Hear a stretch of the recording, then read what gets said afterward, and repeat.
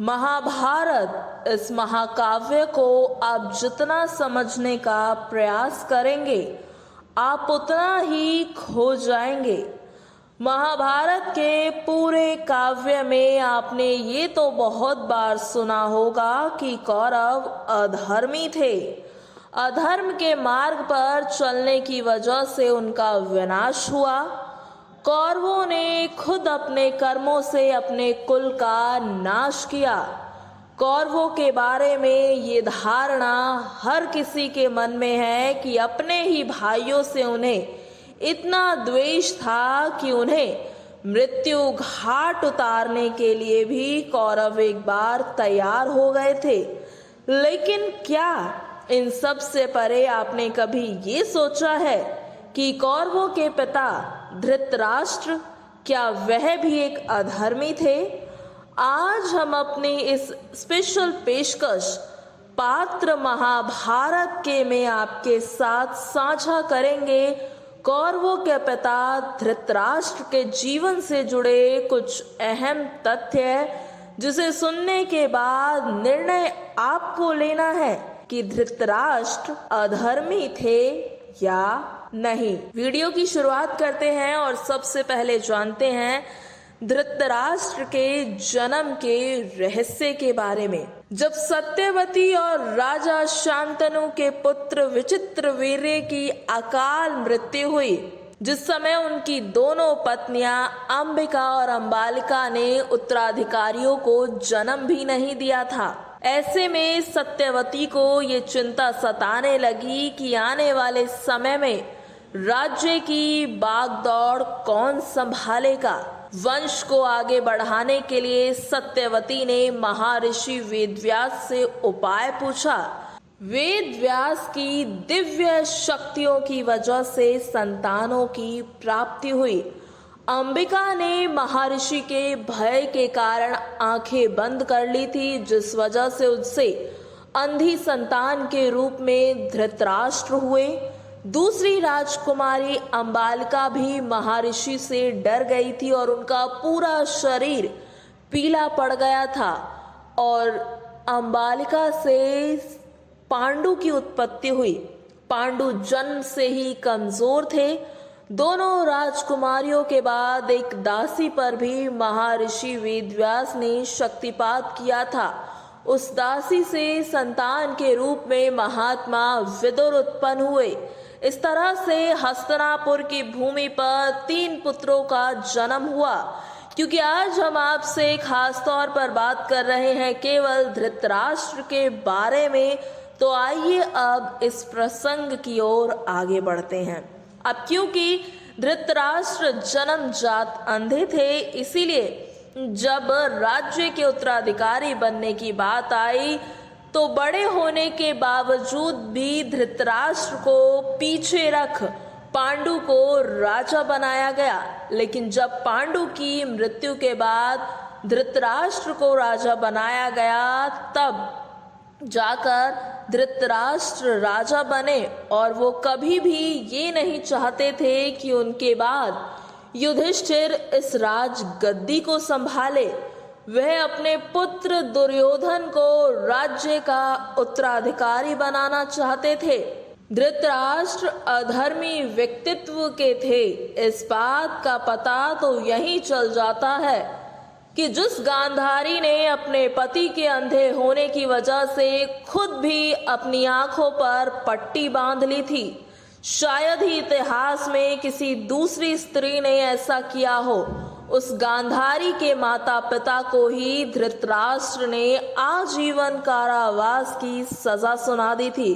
दरअसल हुआ यूं था, भीष्म ने धृतराष्ट्र का विवाह गांधार की राजकुमारी गांधार से कर दिया। गांधारी को जब ये पता चला कि मेरा पति अंधा है, तो उसने भी अपनी आंखों पर पट्टी बांध ली।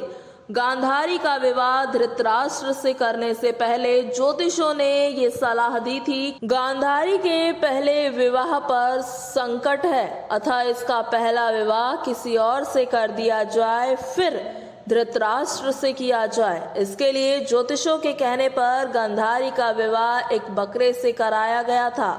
बाद में उस बकरे की बलि दे दी गई थी। कहा जाता है कि गांधारी को किसी प्रकार के प्रकोप से मुक्त करवाने के लिए ही ज्योतिषों ने ये सुझाव दिया था। इस कारणवश गांधारी प्रतीक रूप से विधवा मान ली गई और बाद में उनका विवाह धृतराष्ट्र से कर दिया गया। गांधारी एक विधवा थी। जब महाराज धृतराष्ट्र को ये बात पता चली तो वे काफी क्रोधित हो उठे। उन्होंने समझा कि गांधारी का पहले किसी और से विवाह हो चुका था और ये बात उन्हें क्यों नहीं बताई गई। धृतराष्ट्र के मन में इसको लेकर दुख उत्पन्न हुआ और उन्होंने इसका दोषी गांधारी के पिता राजा सुबल को माना। धृतराष्ट्र ने गांधारी के पिता राजा सुबल को पूरे परिवार समेत कारागृह में डाल दिया। कारागार में उन्हें खाने के लिए केवल एक व्यक्ति का भोजन दिया जाता था। केवल एक व्यक्ति के भोजन से भला किसका पेट भरता है। यह पूरे परिवार को भूखे मार देने की एक सोची समझी साजिश थी। राजा सुबाल ने भी ये निर्णय लिया कि वह एक व्यक्ति का भोजन अपने सबसे छोटे पुत्र को खिलाएंगे ताकि उनके परिवार का एक सदस्य जीवित रह सके, और वो थे शकुनी। शकुनी को एक व्यक्ति का भोजन कराया गया। राजा सुबल भी चाहते थे कि धृतराष्ट्र से बदला लिया जाए और कहीं ना कहीं शकुनी ने वही किया। धृतराष्ट्र के पाले में रहते हुए उन्होंने धृतराष्ट्र के वंश का ही नाश कर दिया। आगे बढ़ते हैं। इतना ही नहीं, धृतराष्ट्र के अधर्मी होने का एक प्रमाण ये भी है कि जब गांधारी गर्भवती थी तब धृतराष्ट्र की सेवा के लिए एक दासी को नियुक्त किया गया था, जिसके साथ धृतराष्ट्र ने संबंध बना लिया था। इसी दासी से संबंध बनाने की वजह से युयुत्सु नामक पुत्र का जन्म हुआ था। न केवल धृतराष्ट्र ने अपनी पत्नी के साथ बल्कि उसके घर वालों के साथ भी अन्याय किया और धृतराष्ट्र यही नहीं रुके। पुत्र मोह में आकर धृतराष्ट्र ने पांडवों के साथ ना जाने कितनी बार ही अन्याय किया। धृतराष्ट्र ने अपने पुत्र मोह में सारे वंश और देश का सर्वनाश करा दिया था। धृतराष्ट्र चाहते तो वो अपने पुत्र के हठ और अपराध पर लगाम लगा सकते थे, लेकिन उन्होंने ऐसा कुछ नहीं किया और दुर्योधन की हर गलती को माफ करते हुए धृतराष्ट्र आगे बढ़ते रहे। पांडवों के साथ हुए अति अन्याय के चलते ही महाभारत युद्ध हुआ। राज सिंहासन पर बैठे धृतराष्ट्र अगर न्याय करता होते तो ये युद्ध टाला जा सकता था।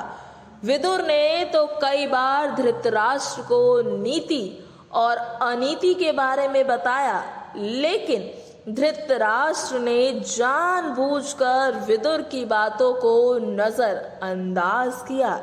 सबसे बड़ा अधर्म तो तब धृतराष्ट्र से हुआ जब वह द्रौपदी के चीरहरण के समय मौन धारण किए बैठे रहे।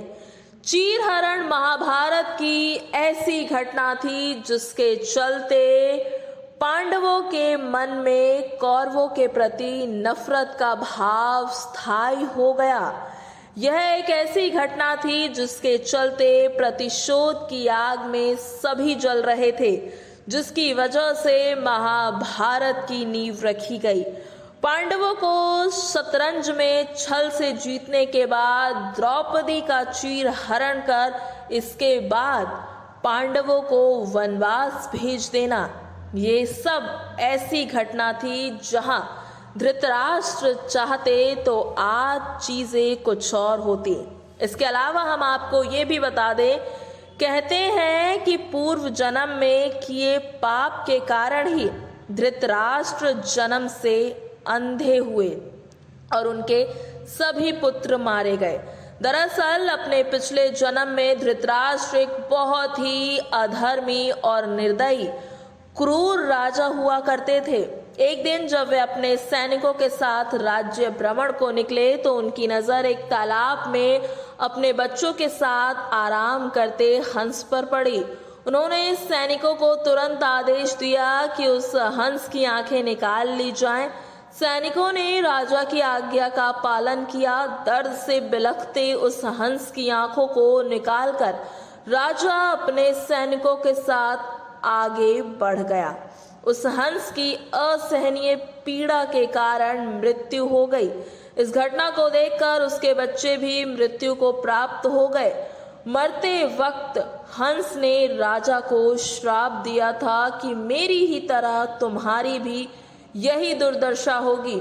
इसी श्राप के कारण अगले जन्म में धृतराष्ट्र अंधे पैदा हुए तथा उनके पुत्र उसी तरह मृत्यु को प्राप्त हुए जिस तरह से वो हंस हुआ था। तो ये थे धृतराष्ट्र और उनका व्यक्तित्व। अब आप हमें कमेंट के माध्यम से ये बताएं कि धृतराष्ट्र को लेकर आपकी क्या राय है।